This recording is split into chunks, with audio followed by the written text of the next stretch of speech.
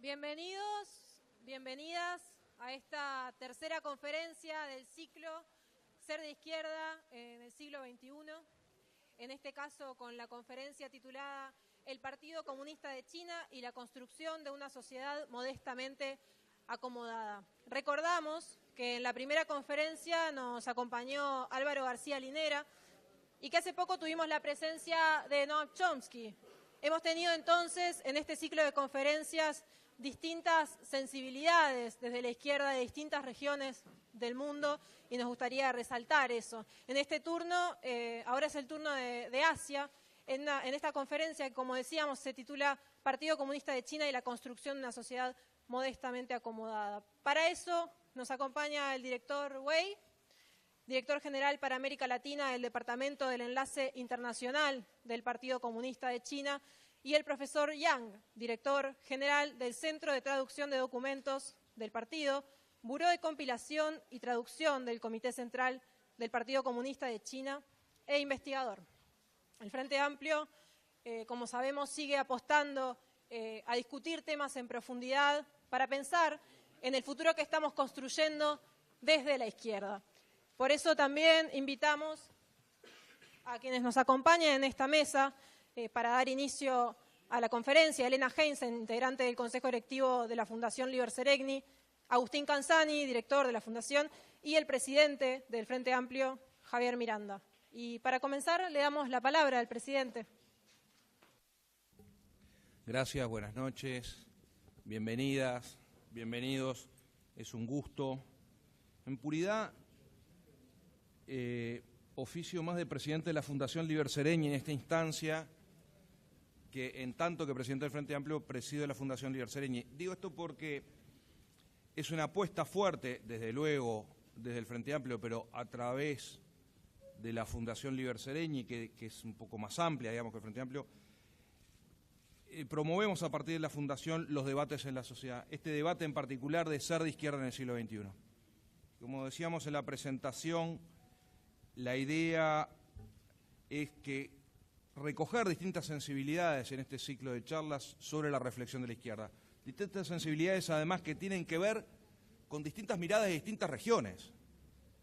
No es casual que hubiéramos tenido, por cierto, el honor de recibir a García Linera, quien además de ser el vicepresidente de Bolivia, es además un intelectual de enorme peso en la región y para la izquierda. Es un referente, sin duda, para el pensamiento de izquierda en América Latina y seguramente en el mundo.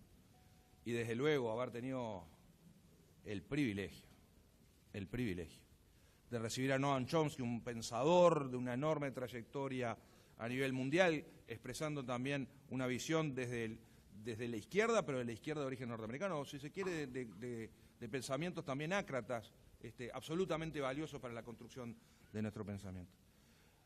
Y en ese ciclo, para nosotros es un enorme gusto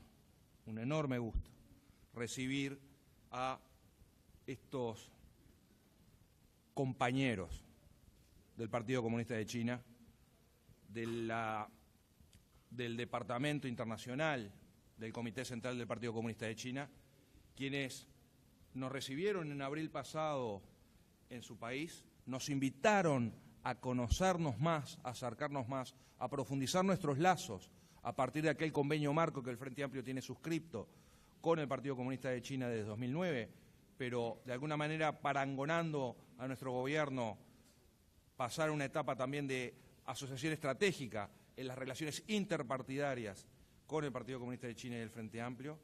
Tuvimos el gusto de muchos de nosotras, estamos aquí, estar en esa instancia y conocer de cerca los esfuerzos que se vienen llevando adelante para erradicar la pobreza en China en especial y la construcción de una sociedad modestamente acomodada hacia 2020. Para nosotros fue una oportunidad bien interesante que seguramente Elena Heinzen, nuestra compañera de la dirección de la Comisión Directiva de la Fundación Liber Seregni, contará o hará referencia brevemente. Debo confesar que realmente casi que acosamos a nuestro camarada Wei Chang allá en Beijing, entre Pato Laqueado y Campey, para que pudiera estar en este ciclo de conferencias aquí en la huella de Sereñé, para ayudarnos a pensar en colectivo, para ayudarnos a construir este desafío que propone la Fundación Liber Sereñé de traer el debate en la sociedad y el debate de ideas, más allá de la coyuntura y sobre todo más allá del show, más allá del espectáculo, provocarnos a la reflexión.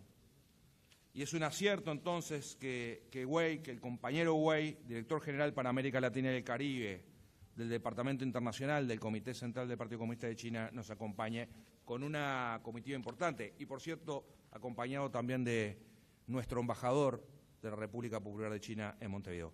Y también acompañado por Yan Xuedong, un destacado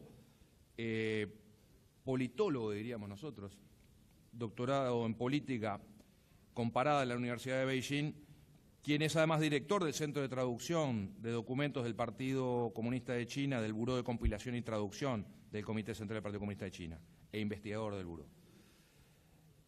La idea entonces es ayudar, aportar elementos para la discusión en la sociedad, para ayudarnos a pensar juntos en una experiencia que supongo que nadie se le escapa, que tiene una cierta importancia en el mundo hoy.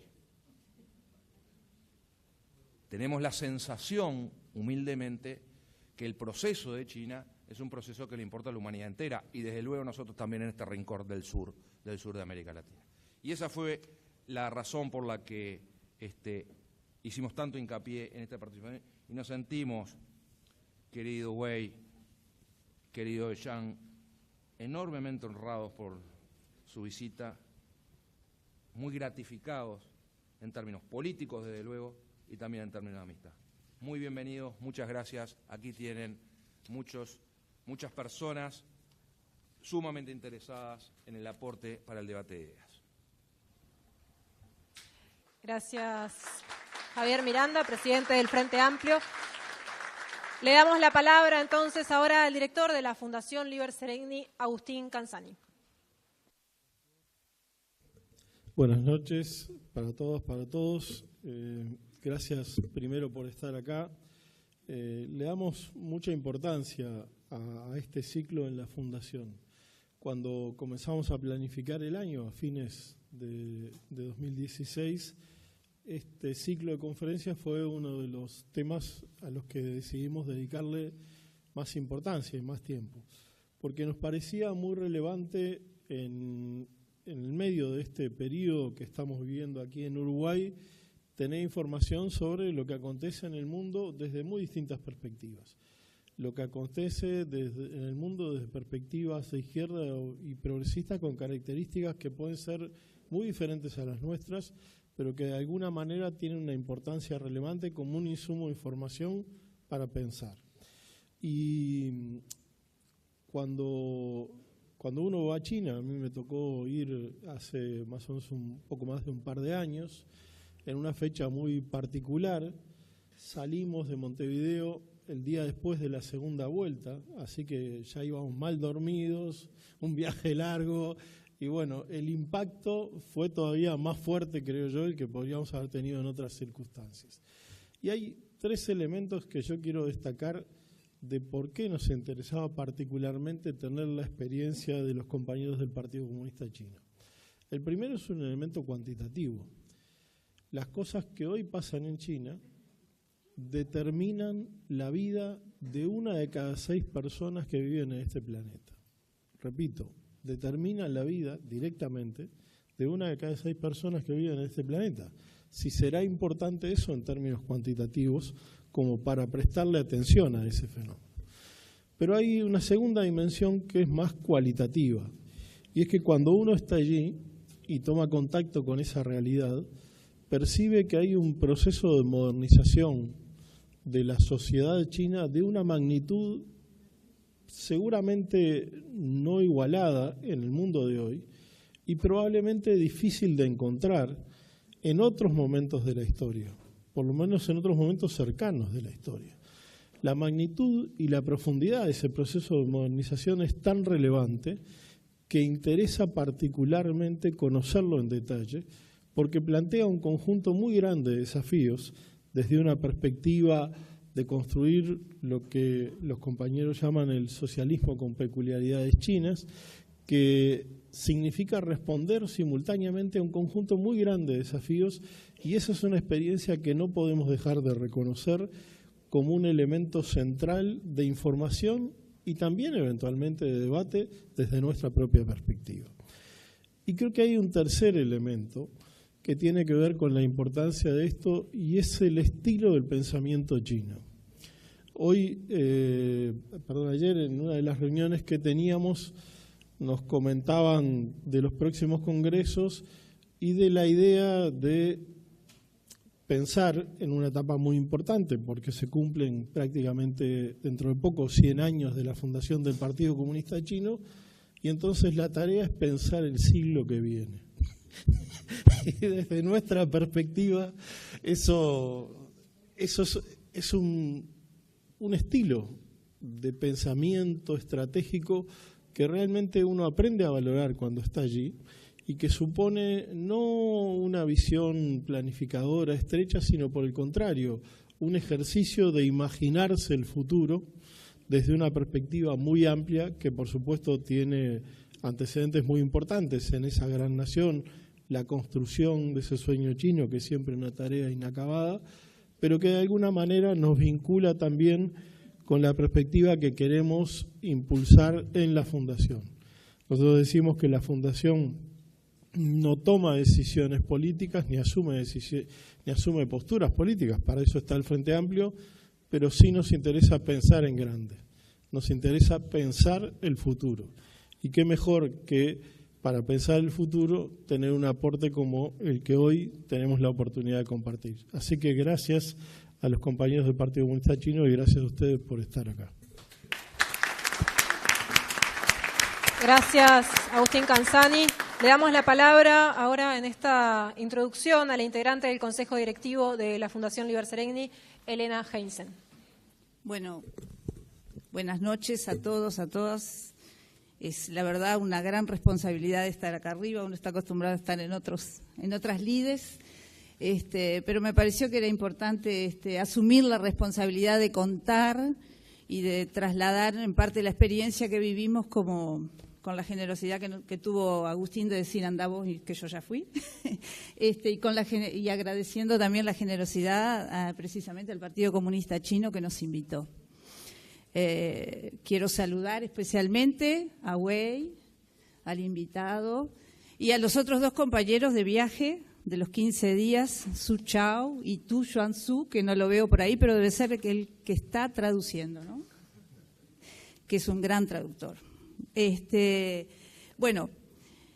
pregunté al presidente qué era lo que quería que dijera, y me dijeron contar el viaje. Yo dije, esto puede llegar a convertirse en una guía turística, me parece que no es apropiado, ¿no? Entonces voy a tratar de hacer 2 o 3, le voy a contar el viaje, aunque él me dijo que no. Voy a hacer como 3 paradas o contarles en qué consistió y después una breve reflexión. Y no se asusten porque si bien el viaje duró 15 días, podemos hacer más concisos. La delegación fue paritaria, que no es un tema menor. A mí me interesa que cada vez que la fuerza política o la fundación tiene este tipo de acciones, se destaquen. Por otro lado, también fue bastante transversal en el sentido de que estuvo conformada por gente en igual cantidad del interior que de la capital del país. Eso para nosotros también es muy importante. Yo soy del interior y hago el esfuerzo de venir regularmente para estar, como hacen los otros compañeros, y el intercambio me parece que es muy bueno porque además nos da miradas de escalas diferentes, y en un viaje de esta magnitud me parecía que era muy importante. Y aprovecho para ofrecer la hospitalidad, ¿no?, a los anfitriones allá en China, y para reconocer también la habilidad de organizar una agenda muy variada y estratégicamente pensada. Me parece que es muy importante en un país de la dimensión de China poder tener la visión de 3 territorialidades y realidades diferentes, pero que nos dieron un pantallazo bastante interesante de lo que es la realidad china hoy. Me parece que realmente habla de una profesionalidad muy importante y luego una eficacia para ejecutarla. Nos estuvieron corriendo todo el día, trabajamos como locos porque fuimos a trabajar, eso es lo que importa destacar, no son viajes de turismo, son viajes de trabajo. Dormimos poco, pensamos mucho, elaboramos mucho.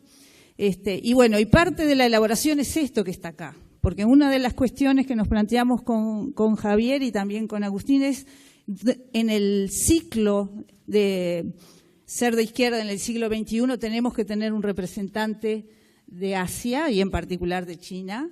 Y bueno, como decíamos recién con Su Chao, misión cumplida, ¿no? Nos congratula mucho haber logrado eso, porque es la continuidad de un viaje que fue de trabajo y que tenía que dejarnos líneas de trabajo para seguir. El viaje básicamente consistió, nos permitió tocar 3 realidades, y voy a ser muy sucinta en eso. La primera es de lleno al siglo XXI, 30 años más allá de lo que estamos acostumbrados a ver. Las ciudades de Shenzhen y de Guangzhou, que están realmente en una realidad tecnológica y urbanística que a nosotros nos cuesta comprender. También es un poco el cliché de la China que nos venden. Miren qué avanzados que está China, ¿no? Pero fue un impacto muy importante y empezamos a dimensionar la diferencia de escalas que tenemos, ¿no? Y el desafío de que en esa diferencia de escalas, de todas maneras, construir una asociación estratégica, que es un poco el fin de todo esto. Luego fue, digamos, la parte más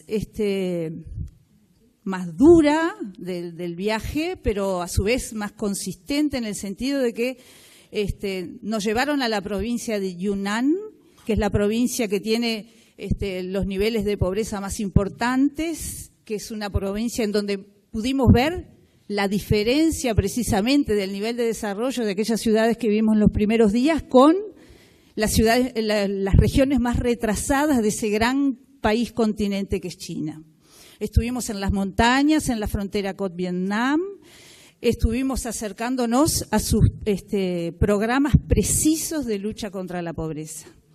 Y realmente quiero decirles que fueron 4 o 5 días de subir y bajar montañas con un clima parecido a lloviendo, mojándonos, embarrándonos, cansándonos, pero metiéndonos en el corazón de la pobreza estructural que es contra la que están queriendo luchar y están logrando resultados. A mí me parece que eso fue como el gran descubrimiento. Esto también es China, sigue siendo la China del siglo XXI.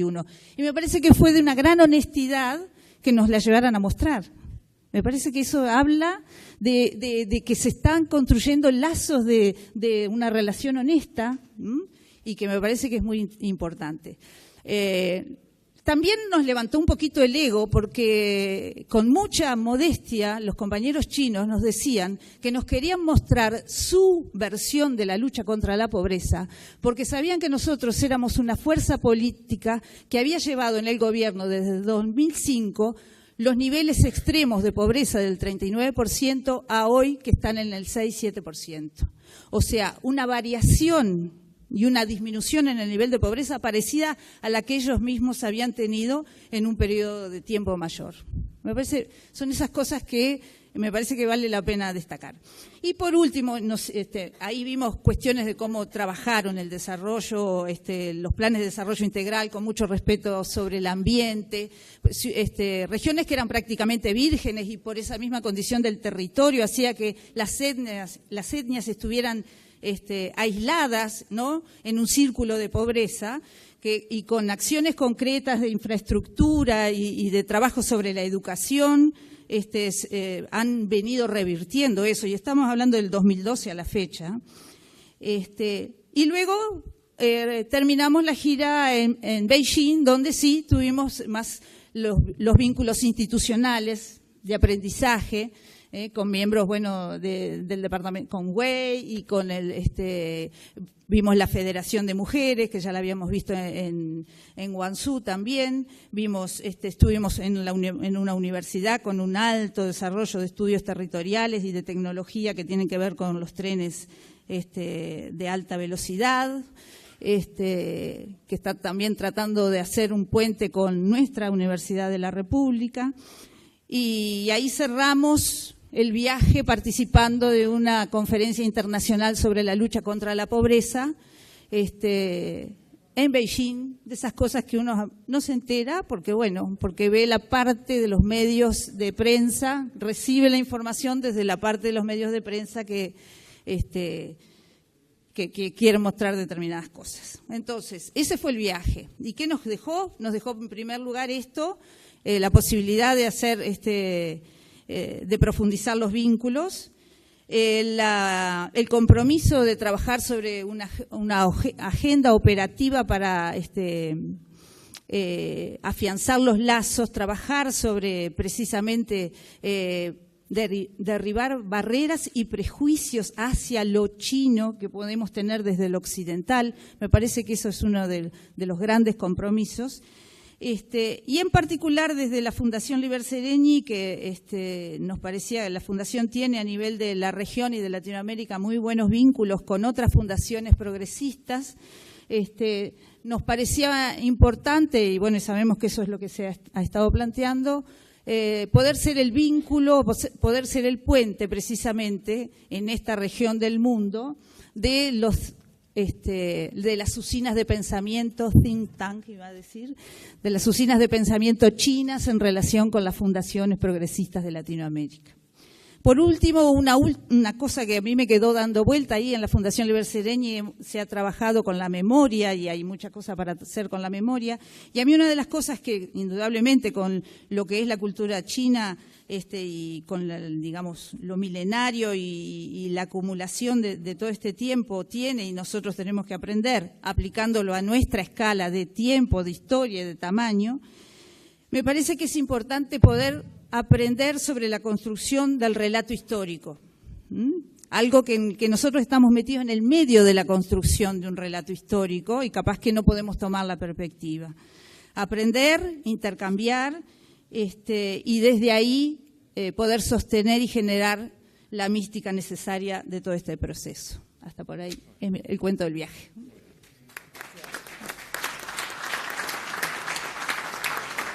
Agradecemos también a Elena Heinzen y a todos los compañeros que hicieron esta introducción. Y ahora, sin más, damos la palabra al director general para América Latina del Departamento de Enlace Internacional del Partido Comunista de China, que con una extensa trayectoria a nivel político, a nivel diplomático, estará a cargo de la conferencia titulada Política Exterior de China hacia una comunidad de destino de la humanidad. Adelante, director Chen. Bueno, muchísimas gracias al presidente del Frente Amplio y compañero Javier, y a todos los compañeros del Frente Amplio por su concurrencia a esta reunión de intercambio entre los dos partidos que nosotros consideramos de gran importancia para beneficio recíproco y para también beneficio de la causa de nuestro partido. Bueno, sin mayores preámbulos, en aras del tiempo, voy a pasar a hacerles a presentar una breve reseña de lo que es la política exterior de China y luego pasar el uso de esta honrosa tribuna al compañero profesor Yang, para que es mucho más autoridad y especialista en temas relacionados a la ciencia política, a la conducción política. Bueno, quiero empezar hablando un poco de la historia china, con el fin de trazar una especie de trasfondo contra el cual quizás el carácter esencial de la política exterior china pueda recortarse y entenderse un poco más clarito. Más cerca aún. Bueno, entonces No te preocupes. Nos acercamos. Gracias. La historia china, como todo el mundo lo sabe, es extraordinariamente larga. Y ha atravesado cualquier cantidad de vicisitudes, o más bien durezas, dificultades, adversidades más bien, sobre todo en la parte de lo que se ha dado en llamar nuestra historia moderna. En cuanto a lo larga que es nuestra historia, los historiadores hablan de una historia escrita, ¿no?, de más de 5.000 años, y no hablemos de la no escrita, otros 5.000 años, fácilmente. Me figuro que muchos de ustedes o han visitado en persona o han oído hablar o leído sobre la Gran Muralla China. Probablemente se acuerdan de que esa muralla o esa maravilla de muro de alrededor de 5.000 kilómetros de longitud, sin contar con las construcciones ramificadas o secundarias, desde el centro de China hasta la costa del este, en su forma más o menos actual, se inició a construir en fechas tan inmemoriales como alrededor de los 200 años antes de Cristo. Obras de semejante magnitud e ingenio por aquellas fechas tan remotas son, como es natural, demostración elocuente del alto grado de desarrollo de la antigua civilización china. Aquí tenemos algunos datos del primer emperador que hizo, que mandó construir esa muralla, ¿no? Un dicho chino reza que un hombre que se respete, bueno, que me perdonen las damas aquí, porque aquí es un dicho un poco, si le suena un poco machista por mencionar solo al hombre, pero se entiende que es un dicho un poco antiguo, ¿no? Por eso quizás anacrónico en ese sentido, en la igualdad de género. Pero he dicho, reza, que cualquier hombre que se respete en China, por lo menos, ha de cumplir lo menos con 3 cometidos en su vida: ser marido, ser padre y ojalá ser autor de un libro. He oído también hablar de un tal César romano que dice también 3 cosas: que he llegado, que vengo, que miro y que conquisto. Bueno, y en cuanto a este particular personaje histórico de China, las 3 hazañas protagonizadas por él han sido unificar la China. Con esto de unificar no tan solo me refiero al hecho de que logró unificar físico-territorialmente, ¿no?, los demás llamados reinos combatientes, estableciendo el primer imperio chino, sino también al hecho de que después de ello hizo algo sumamente sabio y de importancia fundamental y trascendente desde el punto de vista de la unidad y la identidad nacionales: unificar la lengua escrita, porque habían existido antes diferentes lenguas escritas en los diferentes reinos combatientes, y unificar las unidades de medida y peso, así como estandarizar la trocha, o sea, la longitud entre rueda y rueda de los carruajes. Yo creo que esto reviste un significado pero muy grande para la formación de la idea china de la unidad nacional, la integridad territorial y la soberanía estatal, ideas tan importantes cuando se trata de la política exterior china hasta hoy en día. La primera hazaña. La segunda hizo la muralla. Y la tercera se hizo enterrar después de morir con un enorme ejército de terracota: soldados, capitanes, coroneles, generales, caballería, carros de combate, todo en tamaño natural. Hoy en día un sitio arqueológico conocido como la 8ª maravilla del mundo. Si a alguien de ustedes le da por viajar a China en alguna futura ocasión, no se lo pierdan.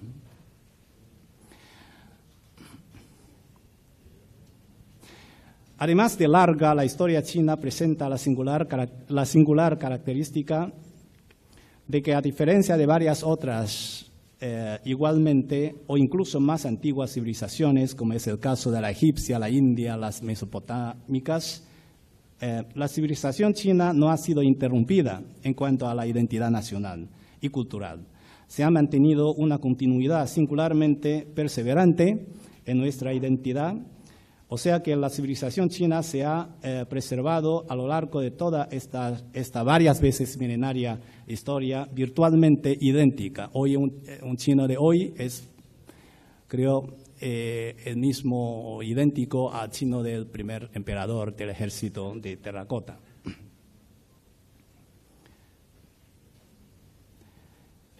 Entonces, se ha mantenido la cultura china idéntica, entera, ¿no? Tal cual, igual que sin alteraciones ni interrupciones. De hecho, el imperio del centro, bueno, el imperio del centro viene a ser la traducción literaria, ¿no? de China, de la palabra, de la palabra China en chino. El imperio del centro, como decía, no es que no haya sido nunca en la historia objeto de invasiones y ocupaciones extranjeras militares, pero así y todo, culturalmente nunca ha sido conquistado. Más bien, siempre ha reconquistado, ha reasimilado a las culturas invasoras. Bueno, este es mi primer punto, una historia de muy larga data, varias veces milenaria, entera, singular, propia, no alterada en su esencia cultural. Punto 2, a lo largo de su larguísimo curso y devenir, la civilización china ha contribuido enormemente a la civilización mundial de toda la humanidad. Y durante largos periodos históricos pasados jugó un rol de liderazgo, ¿no? de cumbre, de vanguardia en el desarrollo de la civilización humana mundial. Son de conocimiento universal los famosos 4 inventos, la brújula, la pólvora, el papel y la imprenta. No obstante, a mi modo de ver, las contribuciones chinas al mundo en los planos espiritual y filosófico humanístico son de un impacto todavía más trascendente. Más o menos, por citar unos ejemplos, más o menos contemporáneo a Sócrates hubo un Confucio en China. Y antes de que el Renacimiento europeo llegase a su apogeo, Shen Kuo, hombre renacentista chino por excelencia, ya estuvo produciendo tanta y tan multidisciplinaria riqueza intelectual que hasta a un Leonardo da Vinci le habría impresionado. Lástima que la barrera lingüística a menudo obstaculice un aprecio de este aspecto de la cultura china en toda su magnitud y profundidad. En cualquier caso, el pasado esplendor cultural en el más amplio sentido de la palabra es reconocido universalmente y, como es natural, es objeto de un profundo orgullo nacional propio. Sin embargo, la fortuna y la gloria chinas en cuanto al desarrollo del poder nacional sufrieron, a partir de la primera mitad del siglo XIX, cambios y reveses dramáticos que resultaron en una China venida a menos y atrasada en toda la línea, en lo político, en lo económico, en lo militar y, consecuentemente, también en su influencia cultural. ¿Por qué este cambio dramático de nuestra fortuna nacional? Pues los historiadores han dado 2 razones fundamentales. La interna, que es la falta de visión del mundo contemporáneo, la corrupción, la ineptitud y la actitud y política de cerrar las puertas del país al exterior, de negación y rechazo a la revolución industrial, a la modernidad, por parte de la entonces clase gobernante feudal de China. Sobre todo, de la corte dinástica de los Qing, dinastía de cuya forma de vida y mentalidad habrían adquirido un vistazo quienes hayan tenido oportunidad de recorrer el Museo del Palacio Imperial de Pekín, también llamado la Ciudad Prohibida. Y la razón externa, que se refiere a las acciones depredadoras de expansión imperialista y colonialista por parte de las potencias extranjeras, superiormente armadas de tecnología militar y de capacidades administrativo-organizativas gracias a la revolución industrial. Inglaterra, a través de su Compañía de la India del Este, fue entonces nada más y nada menos un verdadero cartel narcotraficante y desató una guerra contra China bajo el estandarte de libre comercio narcótico. Esta guerra, la tristemente célebre Guerra del Opio, que tuvo lugar en 1840 y que China perdió, y en consecuencia fue sometida a un reguero de tratados desiguales que nos quitaron la soberanía sobre territorios chinos como Hong Kong, marca el inicio de la degradación de China en una sociedad semifeudal y semicolonial, dando comienzo a lo que llamamos la historia moderna de China.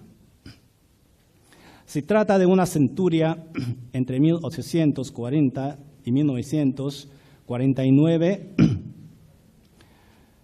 en 1840 años de la Guerra del Opio, 1949 años de la fundación de la República Popular China. Entonces, es una centuria, un siglo cargado de humillaciones y agravios externos y de opresión interna.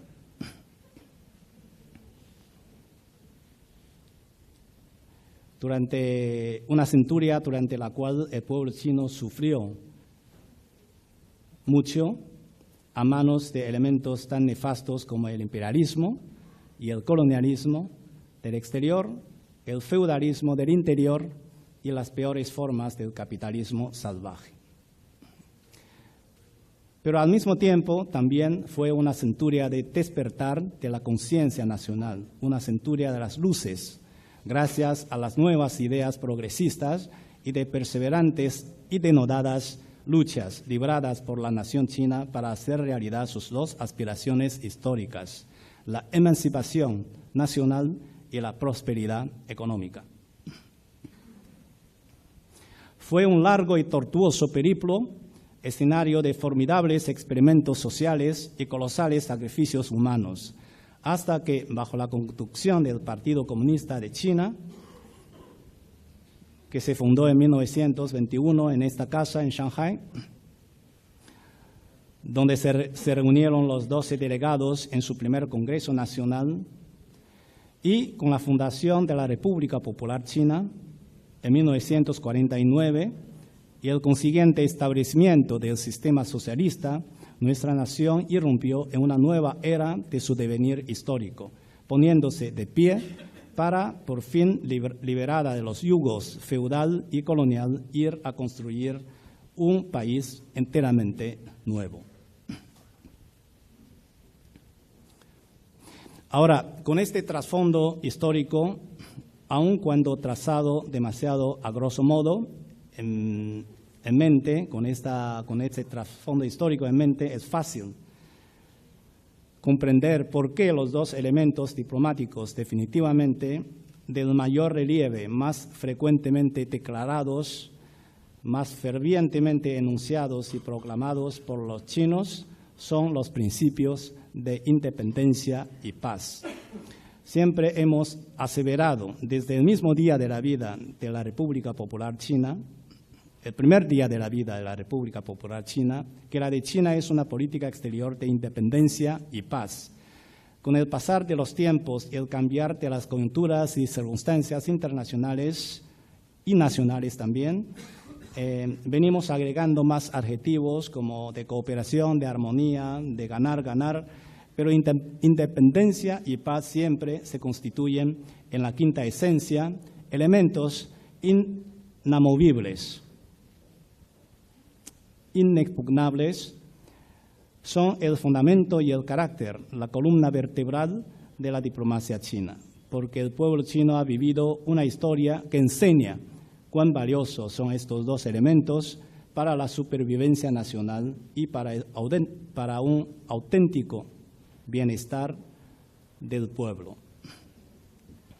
Por eso, primero valoramos y salvaguardamos con el mayor celo nuestra propia independencia, nuestra soberanía, nuestra integridad territorial,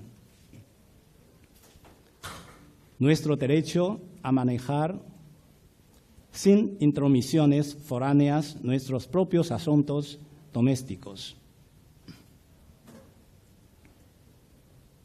Nos disgusta casi visceralmente que se cometan injerencias prepotentes en nuestros asuntos internos bajo ningún pretexto. Y segundo, no lo hacemos con nadie. Consideramos que todos los pueblos del mundo, independientemente de su tamaño o estadio de desarrollo, son los soberanos de sus propios asuntos domésticos y están mejor capacitados que nadie para manejar y resolverlos mejor que nadie. En cuanto al otro principio, que es la paz, es otra máxima que rige toda acción diplomática china, puesto que, al igual que la independencia, es también un valor profundamente arraigado en la psicología colectiva de la nación china. Hemos caído por enésima vez víctima y presa de toda clase de agresiones foráneas en el pasado, y como el Confucio nos ha enseñado, no queremos que ocurra al prójimo lo que no nos gustaría que ocurriese a nosotros mismos. El presidente Xi Jinping afirma que el pueblo chino ama la paz y no se encuentra en los genes de la nación china el invadir a otros países o ir detrás del hegemonismo, de la hegemonía mundial. Es una verdad perfectamente probada por la historia, ¿no? Atestiguada por exhaustivos estudios históricos, como por ejemplo, Fuera de China, por el profesor Ian Morris, cuyo libro ¿Por qué Occidente predomina? Por ahora, a mí me parece uno de los estudios más lúcidos de los cambios y metamorfosis del poder global. En este libro suyo, el profesor Morris presenta una minuciosa y fehaciente descripción de cómo la flota del almirante Zheng He de la dinastía Ming a principios del siglo XV, una flota indiscutiblemente más fuerte, más sofisticada, más hermosa, más poderosa, míresela donde se la mire, y más temprana, claro, que las 3 carabelas de Cristóbal Colón, realizó reiteradas proezas de travesías por el Océano Índico, llegando tan lejos como a las costas del África Oriental, para encontrarse haciendo, allá donde fuese, únicamente comercio y gestos de buena voluntad del emperador chino a los gobernantes y comunidades locales. Nada de conquistas, ni ocupaciones territoriales, ni colonizaciones, tales como los europeos perpetraron en la era del llamado Gran Descubrimiento y posteriores. O sea, en vez de espada y Biblia, el almirante Zheng He lo que ofrecía era seda y saludos y votos de buena aventura imperiales, una comprobación histórica bien elocuente, creo yo, de la anterior cita del presidente Xi Jinping. Bueno, ahora, hoy por hoy se alzan preguntas de qué va a pasar ahora que China se ha vuelto, gracias a su espectacular crecimiento económico, más fuerte y visto elevarse sustancialmente su posición internacional. ¿No se sentirá más inclinada a mostrar una cara como más amenazante o más buscapeleas? El profesor Allison de Estados Unidos acuñó allá en los años 50-60 la frase trampa de Tucídides para describir el, según él, y no pocos estudiosos del Realpolitik, la fatalidad que ha de caer sobre todas las potencias, es decir, que toda potencia establecida se ha de sentir amenazada por una potencia emergente, lo que se traduce invariablemente en carreras armamentistas u otras formas de competencia bélica, que invariablemente terminará en guerras y hecatombes, en exterminio de unos por los otros. La respuesta, si uno mira bien y analiza concienzuda y objetivamente la realidad nacional y lo que es la política exterior china, librado de prejuicios de toda índole, es claro que no. Primero, no olvidemos que en tiempos del almirante Zheng He, el imperio chino gozaba de una posición de poder nacional superior al resto del mundo de entonces, pero no por ello se sentía impulsada a protagonizar acciones conquistadoras o colonizadoras. Luego, el presidente Xi Jinping dice que China no se identifica con la lógica obsoleta de que países poderosos estén predestinados a buscar la hegemonía. Y esto es muy cierto. La nación china, como se ha indicado anteriormente, es de una cultura y una naturaleza que privilegia ahora, como en el pasado, más que nada la armonía y la paz. Además, pensamos que los tiempos tampoco son los mismos, que el juego del poder decimonónico ya dejó de tener validez hace tiempo, que la era cuando la supervivencia del más fuerte era la ley de las relaciones internacionales ya quedó atrás. Ya hace tiempo que salimos de esas junglas. Reinan hoy las reglas de la Carta de las Naciones Unidas, en las que China profesa una fe inquebrantable y a las que se adhiere resueltamente.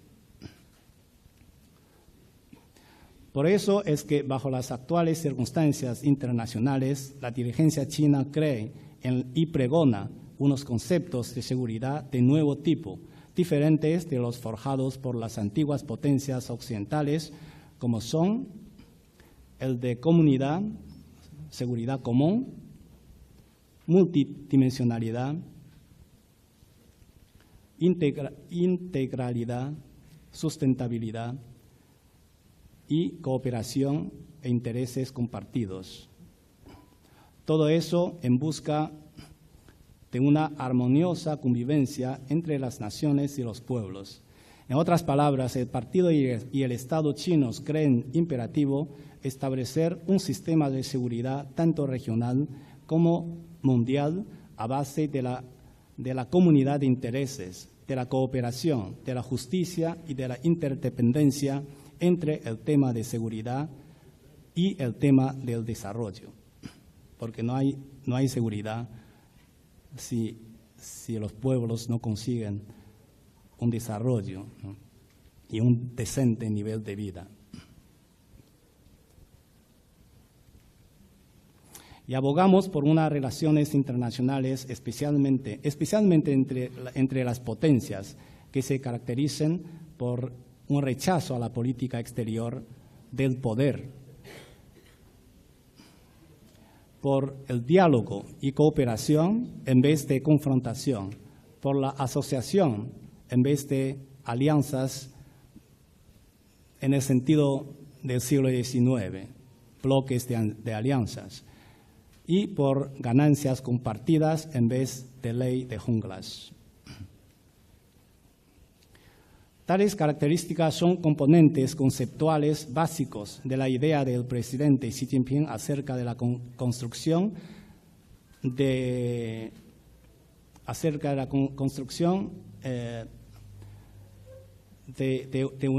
lo que él ha llamado una comunidad de destino de toda la humanidad, es decir, como la filosofía china pregona, vivir y dejar vivir. Ese es el camino. De modo que la doctrina china de desarrollo pacífico e inclusivo, en oposición a la idea de que el emerger de una nación ha de resultar en detrimento de las demás, no es una política de conveniencia coyuntural, sino muy al contrario, es un compromiso al más largo plazo. Como los líderes chinos han afirmado una y otra vez, el mundo no va a ver a una China hegemonista ni hoy ni nunca. Y seguimos fieles, después de ya más de medio siglo de su aparición en la arena internacional, a los famosos 5 principios de coexistencia pacífica, consagrados en la histórica Conferencia Afroasiática de Bandung de 1955, y entre cuyos artífices estaba el premier y entonces también canciller chino Zhou Enlai, diplomático consumado, hombre de convicciones y principios a la vez de una elegancia y tacto inigualable.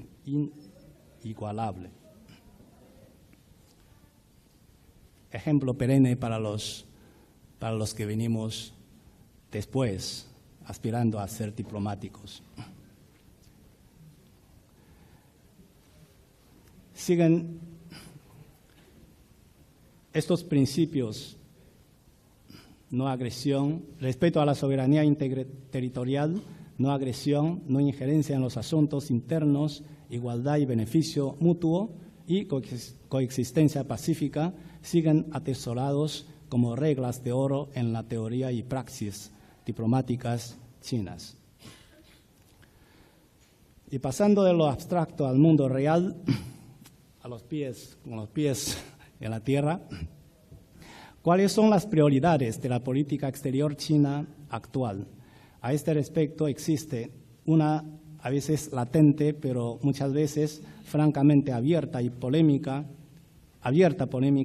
acerca de si ya no es tiempo para que China dé más cara, que se ponga un perfil más prominente en reemplazo del habitual tradicional bajo perfil. Y fuera de China, las sospechas y aprensiones también aumentan, que si China no es hoy más el temible león del que hablase Napoleón Bonaparte, que el adorable panda al que el mundo estaba más acostumbrado.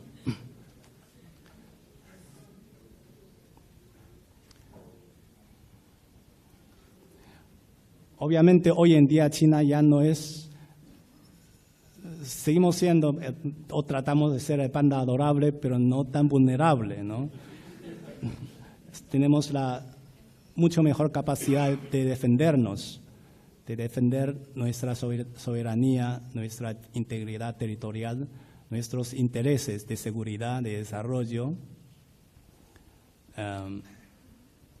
y también nuestros intereses en ultramar, ¿no? En situaciones de emergencia como evacuación emergente de chinos en puntos, en los focos de crisis, pues las Fuerzas Armadas chinas ya están y pueden y de hecho han estado jugando un rol de muchísima importancia, de muy alto perfil, diría yo. Pero el mundo tiene curiosidad. A este respecto, la respuesta no puede ser más clara que en las propias palabras del presidente Xi Jinping. En su viaje a la Unión Europea en marzo de 2014, él declara que China hoy en día es un león que se despierta y que, amable y humilde, se apresta a jugar mejor su rol propio de una nación importante y responsable dentro de la comunidad internacional. Y a juzgar por la foto puede ser un león juguetón también. Esto es como decir, así como en los juegos de fútbol, que Uruguay es inigualable, uno debe dar todo de sí, todo lo que las capacidades desarrolladas de uno ya se lo permiten, pero siempre respetando las reglas y respetando a todos los demás jugadores y también sabiendo claramente dónde está el límite de las capacidades y posibilidades de uno y no exceder. Bajo perfil nunca va a dejar de ser una virtud en la mentalidad china, aunque con el poder nacional creciendo también será una virtud en la mentalidad de China en forma creciente, saber aportar más a la comunidad internacional, asumiendo como es debido las responsabilidades que correspondan al país en la medida en que su parte es parte integrante de esta comunidad. Para analizar el papel que debe y puede jugar China, nunca se debe perder de vista el hecho fundamental de que la condición china como el país en vías de desarrollo más grande y más poblado permanece sin cambiar, a pesar de sus notables éxitos de desarrollo económico y social. Que el sueño chino de prosperidad y modernización aún queda por realizarse. Para eso aún tenemos que estar trabajando y luchando duro y parejo por décadas. Estos son los objetivos que establecimos a corto y mediano plazo, ¿no? Las llamadas metas de los 2 centenarios. Primer centenario del Partido Comunista de China hacia el año 2020, nuestra meta es lograr la duplicación del Producto Interno Bruto y también de la renta per cápita de 2010. Eso significa la consumación de nuestro objetivo de construir en toda la línea una sociedad modestamente acomodada. Y la meta del segundo centenario,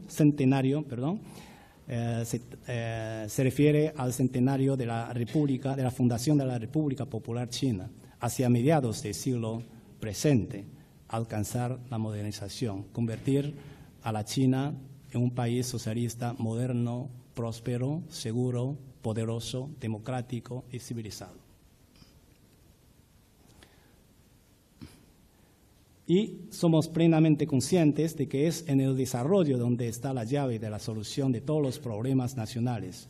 De modo que estamos y permaneceremos totalmente enfocados y concentrados en la tarea del desarrollo. A menos que suceda algo tan grave como guerra, que se nos imponga, que nos invadan masiva y militarmente, nada nos va a desviar de tal enfoque. Como el presidente Xi Jinping indica, persistir en la reforma y la apertura es la única vía para alcanzar el desarrollo. De modo que llevar cada vez más a fondo las reformas y expandir la apertura para lograr mayor inserción internacional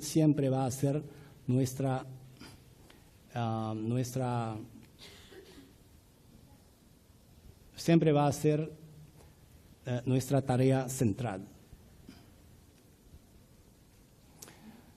De todo eso es solo natural sacar, en definitiva, que el objetivo diplomático máximo de China no es otro y no puede ser otro que procurarnos un ambiente internacional de paz y estabilidad duraderas. Eso sí, mostraremos mayor sentido de la responsabilidad en el manejo de los asuntos globales. Se puede esperar más activa y más vigorosa participación y contribución de China en estos temas que pensamos que son de especial trascendencia global. Afianzar la justicia y equidad internacional, promover la multipolarización mundial y la democratización de las relaciones internacionales, lograr desarrollo compartido entre todas las naciones, preservar el orden internacional post-Segunda Guerra Mundial centrado en el sistema de la ONU, contribuir más a las misiones de paz, al diálogo y cooperación de seguridad regional, contribuir más a la gobernanza internacional y esto es importante desde nuestra posición propia de país en vías de desarrollo, salvaguardar los legítimos derechos e intereses de las naciones en vías de desarrollo. Resumiendo, se oirán más voces chinas proponiendo ideas estilo chino, reflexivas de la filosofía o sabiduría, si se quiere, china. Y se verán más acciones chinas encaminadas a proporcionar bienes públicos al servicio del esfuerzo mundial por mejorar la gobernanza mundial, la gobernanza global. Las recientes iniciativas, que por cierto han llamado mucho la atención mundial, tomadas o activamente propugnadas por el gobierno chino, como la de la franja económica de la ruta de la seda y de la ruta marítima de la seda del siglo XXI, o iniciativa Franja y Ruta en forma abreviada, el establecimiento del Banco Asiático de Inversión en Infraestructuras, así como el Banco BRICS de Desarrollo y el Fondo BRICS de Contingencias, se han encargado de demostrar los conceptos y esfuerzos innovadores de la diplomacia china, enfocados en combinar y armonizar todo lo posible los intereses nacionales chinos con los globales, a través de políticas y acciones de responsabilidades compartidas y beneficios compartidos. La cumbre del Grupo 20 en Hangzhou en el año 2016 también ha sido un escenario donde el papel chino en contribución a la mejora de la gobernanza global bajo las actuales muy complejas circunstancias internacionales queda bien demostrado.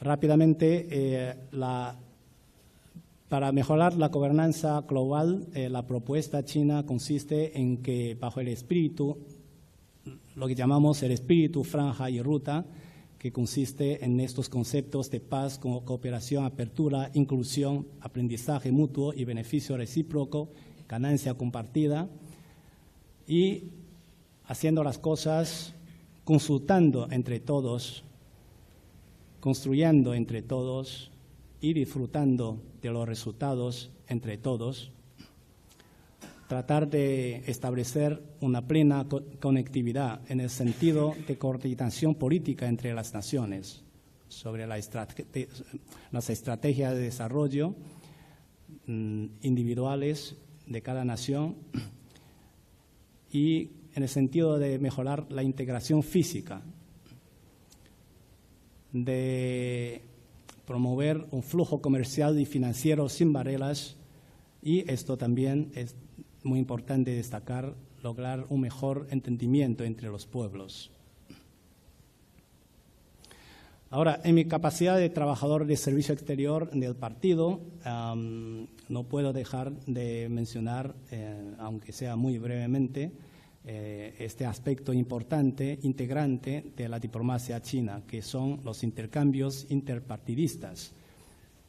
Aquí está la sede majestuosa, por lo menos vista en la foto, este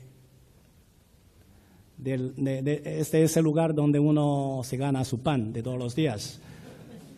La sede del Departamento Internacional del Comité Central del Partido Comunista de China.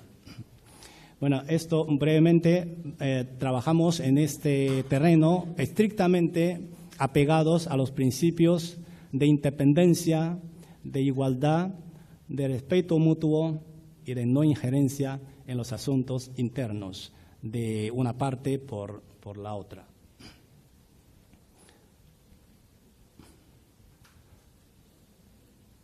A través de esta labor de enlace internacional tratamos de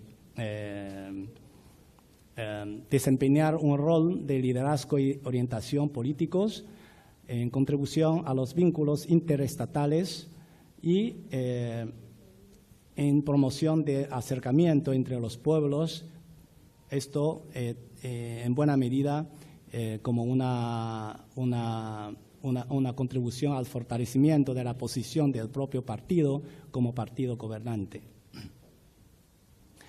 Y con el transcurrir de los años, ¿por qué sería? Perdón.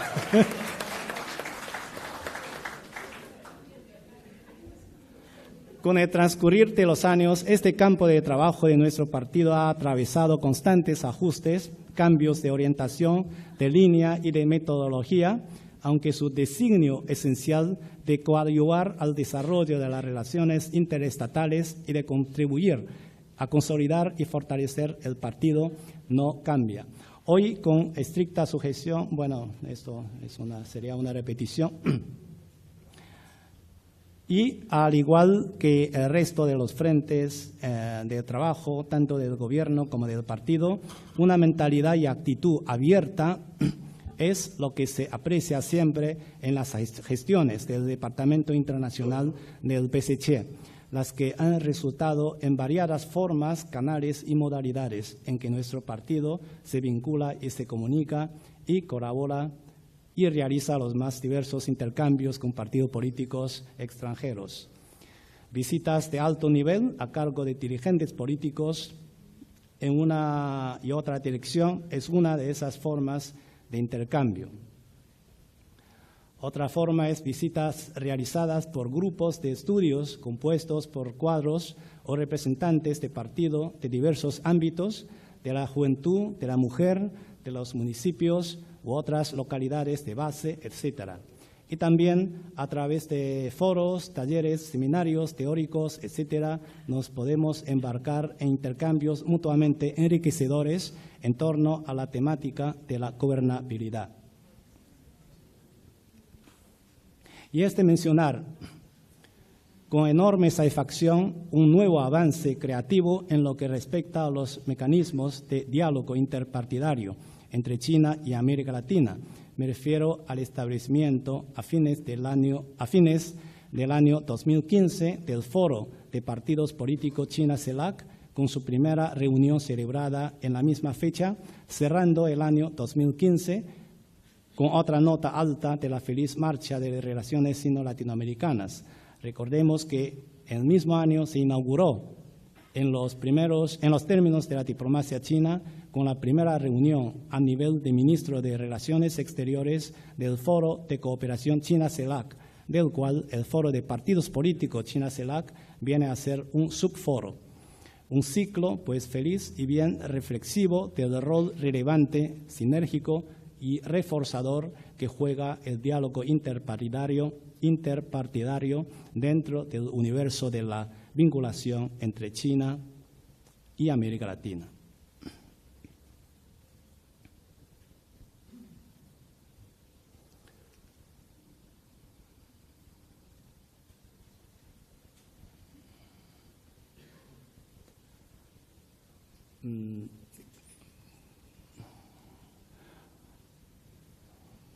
Perdón, voy a saltar un poco.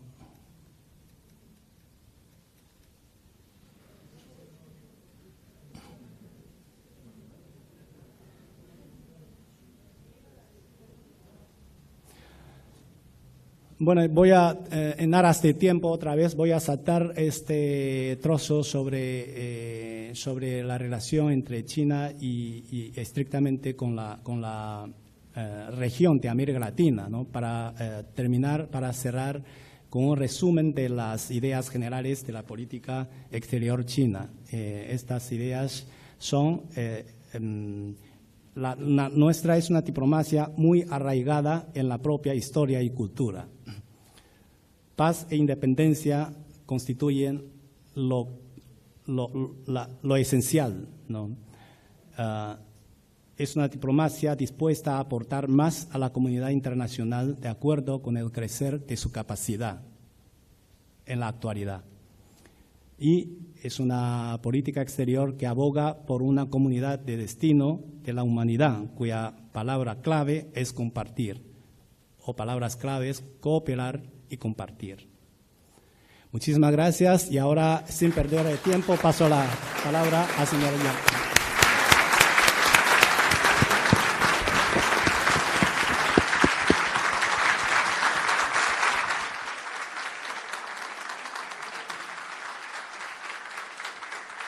Muchas gracias, director Wei, por su claridad, por la claridad de sus reflexiones, por la claridad también de las metáforas de la fauna global, han sido sumamente claras. Y ahora, sin más, le damos la palabra al profesor Yang, es director general del Centro de Traducción de Documentos del Partido, Buró de Compilación y Traducción del Comité Central del Partido Comunista de China e investigador. El profesor Yang nos va a dar esta conferencia titulada Nueva Normalidad Económica, Diseños Estratégicos al Máximo Nivel y Filosofía de Xi Jinping sobre la profundización de la reforma. Adelante, profesor Yang.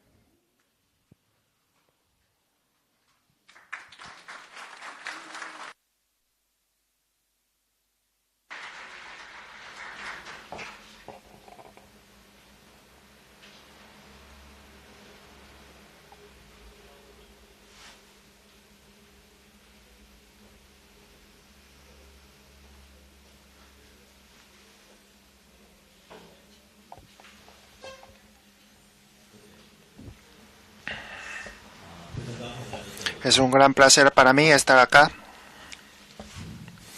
en la sede del Frente Amplio.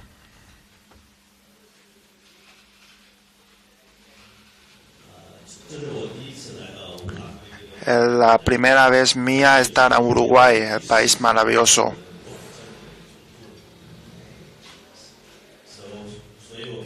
Y también la primera vez en la sede del Frente Amplio. Y me siento un gran placer.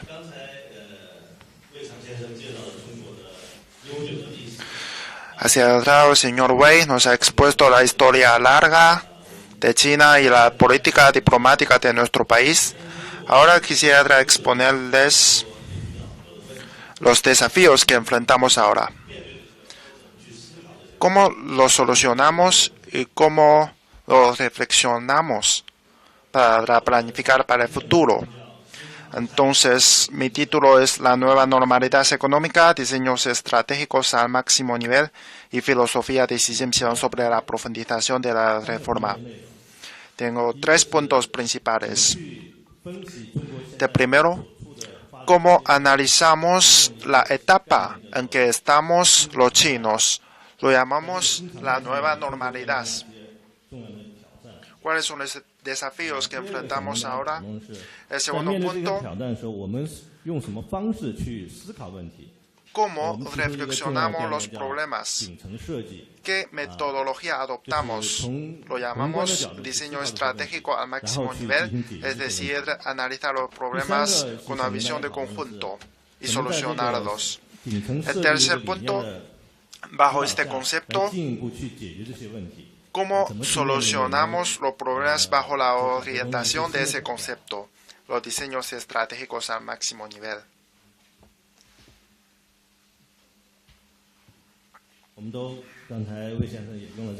Como el señor Wei también nos ha expuesto esta foto, el presidente chino Xi Jinping estaba en un campo de fútbol en Inglaterra. El presidente Xi expone así la nueva normalidad económica. Dice que durante los últimos 35 años hemos logrado muchos éxitos, pero al mismo tiempo enfrentamos muchos nuevos problemas, lo cual es difícil solucionar con la metodología antigua. Por eso necesitamos pensar esos problemas desde una nueva perspectiva. Por eso planteó el concepto la nueva normalidad económica. Bueno, ¿qué significa eso? Pues el relajamiento del ritmo de crecimiento económico y la estabilidad, pero al mismo tiempo la estabilidad del crecimiento económico. Y el gobierno descentraliza su poder y facilitar los trámites administrativos. Vemos acá el ritmo de crecimiento de la economía china en los pasados 15 años. Vemos que en el año 2007 alcanzó hasta 14,2%.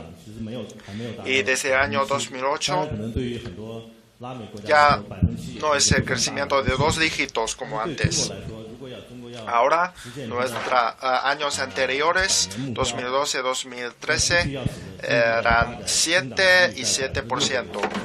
Aunque el ritmo se ve muy rápido también para los países latinoamericanos, para los chinos, ya mucho más despacio que antes. Y este gráfico vemos la rápida urbanización de China en los años anteriores. Vemos que ahora la tasa de urbanización ha alcanzado a 57,4%, una tasa comparada con la urbanización uruguaya no tan alta, pero comparado con la situación anterior de China, estamos avanzando mucho.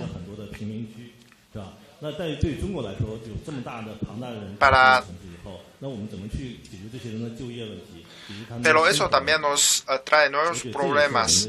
Hay nuevos habitantes, una gigantesca cantidad de nuevos habitantes urbanos. Necesitamos solucionar problemas de empleo, de seguros sociales, que nos significan nuevos desafíos. Y también les quisiera explicar un poco el tren bala de alta velocidad de China, que en los últimos años se ha desarrollado mucho,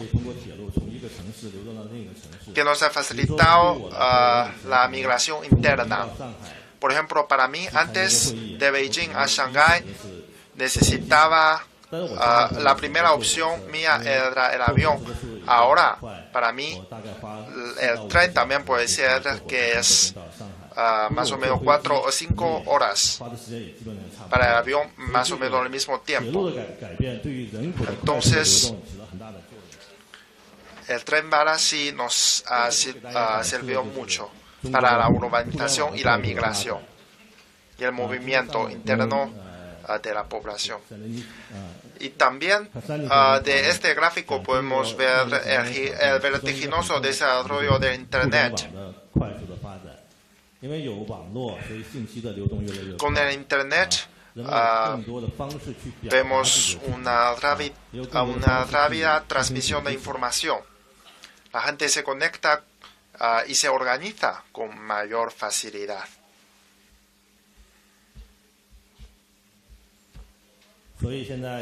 Por eso, gracias a eso, tenemos los 4 nuevos inventos en la época moderna de China. Ahora, los 4 inventos modernos de China, el tren bala, el Alipay, pago por Internet, la compra por Internet y la bicicleta compartida, que nos está cambiando mucho el modo de vida.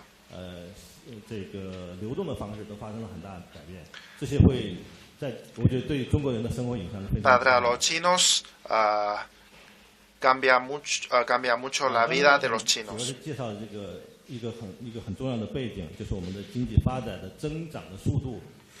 Vemos que, como he mencionado, el ritmo de crecimiento de la economía china no es tan acelerado como antes, pero al mismo tiempo la manera de vida de los chinos está cambiando también. Pero con estos cambios tenemos nuevos problemas en nuestra vida. ¿Y cómo lo solucionamos? Pues mediante el concepto que les voy a plantear, que es el diseño estratégico al máximo nivel. Tenemos la frase del señor Deng Xiaoping: cruzar el río tanteando las piedras y la reforma. Eso es decir, al comenzar las reformas, al comenzar los cambios, no sabemos qué problemas vamos a enfrentar. Por eso necesitamos tantear el camino, como cruzando un río tanteando las piedras. Y luego vemos que con los métodos anteriores no podemos solucionar los nuevos problemas actuales. Entonces cambiamos nuestra ideología, nuestras ideas. Con las nuevas ideas enfrentamos los nuevos problemas. Lo llamamos el diseño estratégico al máximo nivel, para planificar mejor el panorama general y solucionarlos de manera más eficiente. Pero por supuesto, cualquier planificación necesitamos un objetivo fijado.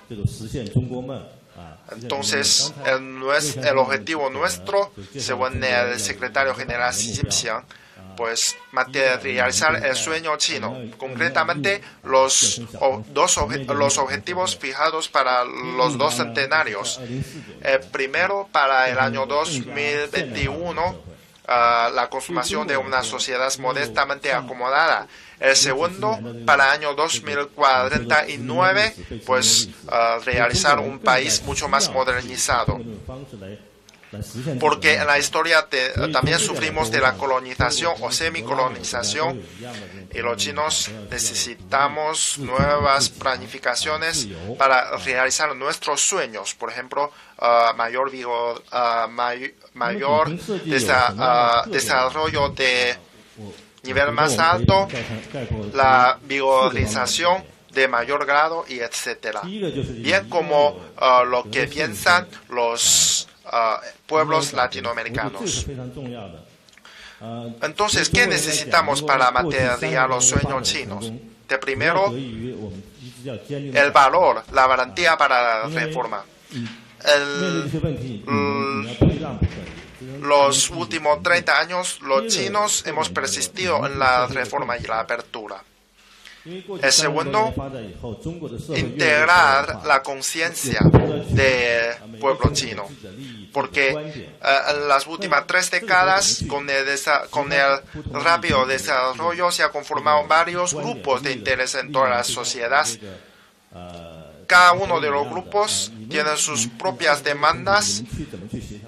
Entonces necesitamos coordinar e integrar la conciencia, por lo menos la conciencia básica de los diferentes grupos. Entonces, para nosotros, la demanda común, la necesidad común es el desarrollo, la búsqueda de desarrollo. El tercer punto, la planificación. Bueno, el punto clave, la prioridad del desarrollo.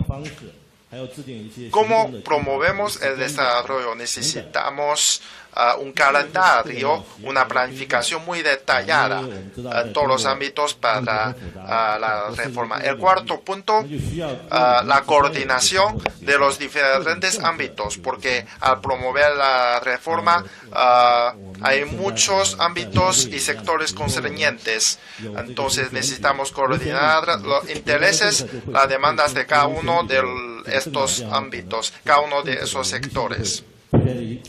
Vemos que en Uruguay tenemos elecciones. Cuando se cambia el gobierno, a veces las políticas también se cambian. En China también tenemos ese desafío. Pues después de cierto periodo, las políticas pierden su continuidad. Entonces necesitamos mantener sostenibles y continuables las políticas. En China tenemos proyectos específicos para coordinar las relaciones entre el partido y el gobierno. Fundamos los grupos de dirigentes del partido, lo llamamos. Tenemos muchos grupos de dirigentes así, relacionado con las reformas importantes. Por ejemplo, el grupo de profundización de la reforma de la seguridad estatal, y etcétera. Son grupos de dirigentes nuestros que abarcan ámbitos como economía, sociedad, cultura, el fortalecimiento del partido, el control disciplinario, y etcétera. Todos son sectores y ámbitos casi más importantes de China. Tenemos diseños de sistemas y muchas conferencias temáticas. Y también veo que en el Frente Amplio tiene usted muchas reuniones para coordinar los pensamientos, unificar nuestras fuerzas. En China también, con la conferencia y reuniones, coordinamos nuestros proyectos y unificamos nuestro pensamiento, que es muy importante.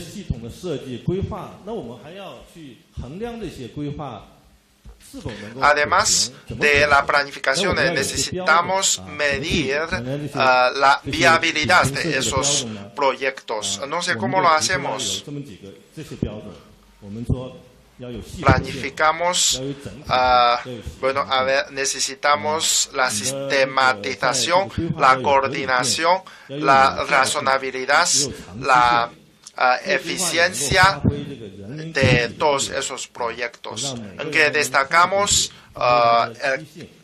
la índole protagonista del pueblo. Cada uno del pueblo puede participar en la planificación de las políticas. Y algunas de ellas, cuando se fijan, lo determinamos con las leyes pertinentes, que se concretan en la mejora de la capacidad gobernante y administrativa del partido del gobierno. Vemos que en China tenemos la experiencia de fijar las nuevas políticas como políticas fijadas y de largo plazo, para que esa política sea lo más eficiente posible.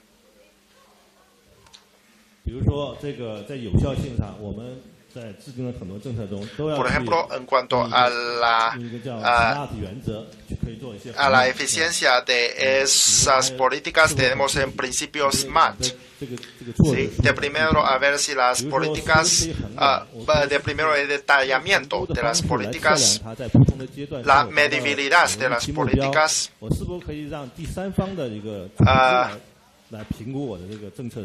la evaluación de terceros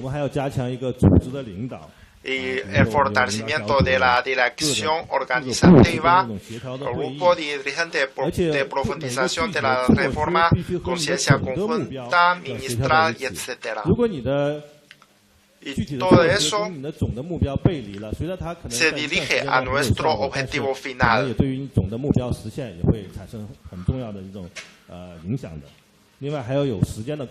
Y también necesitamos tener el tiempo bien manejado. Por eso necesitamos el calendario bien planteado.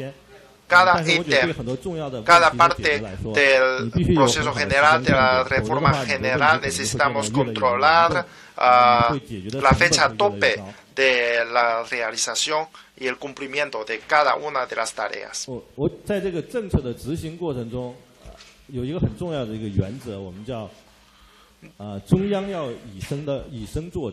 Durante la ejecución de esas políticas tenemos el principio muy importante, que es el Comité Central del PCC predica con el ejemplo.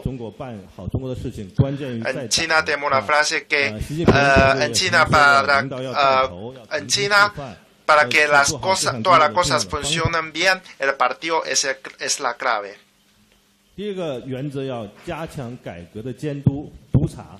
también necesitamos fortalecer la supervisión del proceso de la reforma. Muchas veces planteamos unas políticas para que los niveles inferiores las practiquen, pero no teníamos el sistema de supervisión o de promoción, y las políticas se quedarán en papel mojado.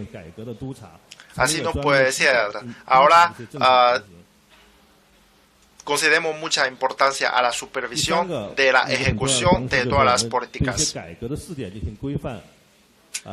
Y luego también es importante para nosotros la estandarización y regularización de los puntos pilotos de la reforma, porque China es un país muy grande.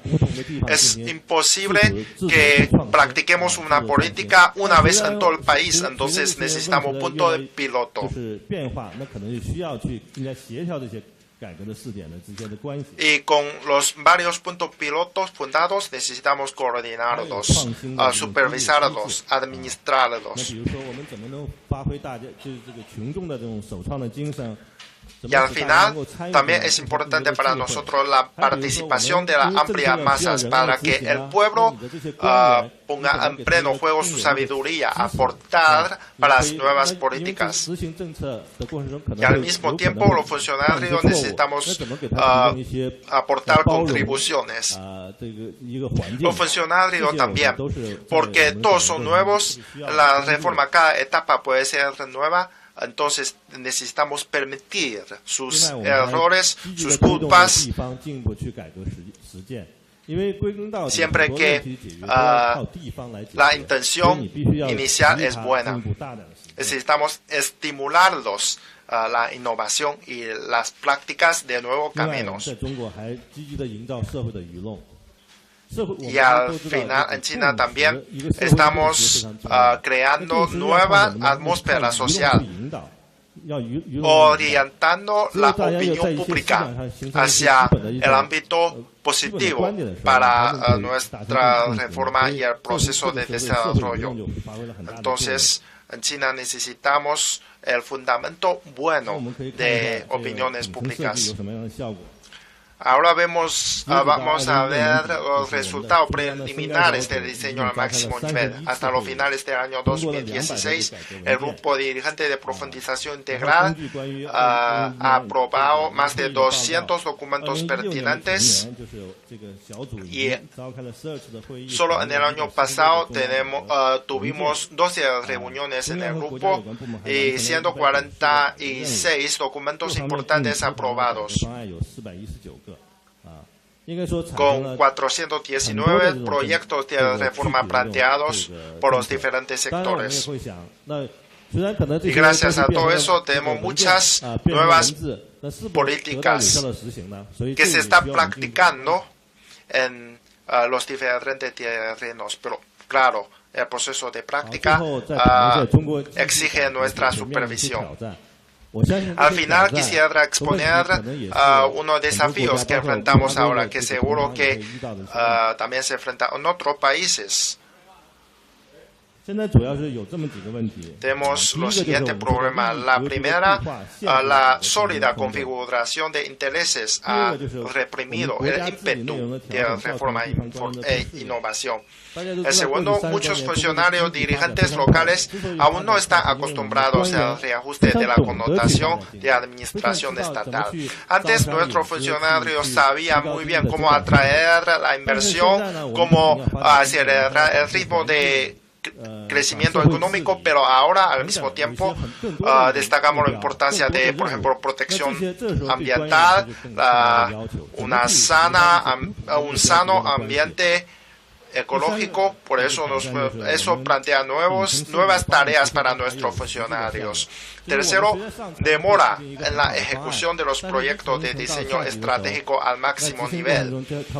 A lo mejor, algunas veces al máximo ni se plantea un proyecto, una idea, pero la práctica en los niveles inferiores a veces se desvía un poco. Necesitamos corregirlos y rectificarlos, supervisarlos continuamente. El cuarto, cierta retrocesión por temor hasta tendencia de atribuir la responsabilidad a otro ante el disciplinamiento riguroso. El último, la imperfección y falta de eficiencia del mecanismo de estímulo a innovación. Bueno, es básicamente lo que yo quisiera exponer. Muchas gracias.